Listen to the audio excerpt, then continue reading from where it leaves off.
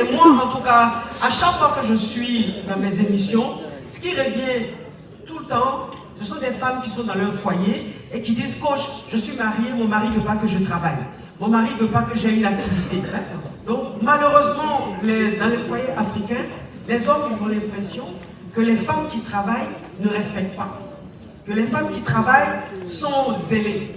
Et donc, ils estiment qu'une femme, quand elle ne travaille pas, elle connaît sa place.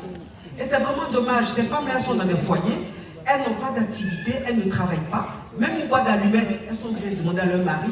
Et le mari, le matin, il se réveille, son nez est gonflé. Parce que ça lui donne à manger, ça lui donne l'argent. Donc, ça crée une tension et ça fait que la femme n'est pas épanouie.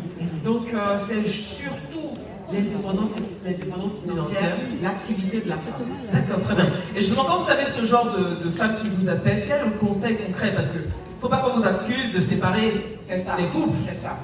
Qu'est-ce que vous leur dites? Bon, moi franchement, je leur dis, vous savez, chacun a sa définition de la réussite.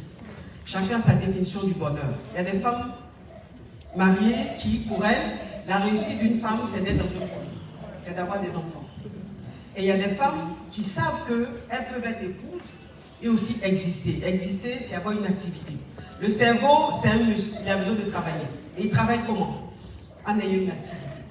Donc, je dis simplement à ces femmes-là, ça dépend de toi, ça dépend de tes rêves, ça dépend de ce que tu attends.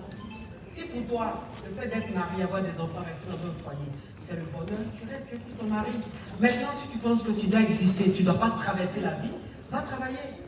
Un homme qui est avec une femme qui est indépendante, une femme qui a son argent, il la respecte, il a peur de la perdre. Mais un homme qui est avec une femme à qui il fait tout, il n'a pas peur de la perdre.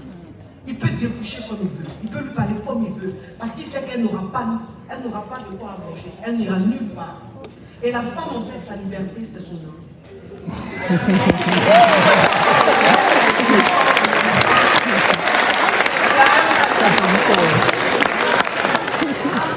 Je disais que la liberté de la femme, c'est son homme. C'est-à-dire, en ivoirien, c'est son argent. Voilà, c'est son jeton. Voilà, quand la femme a le jeton, elle impose le respect.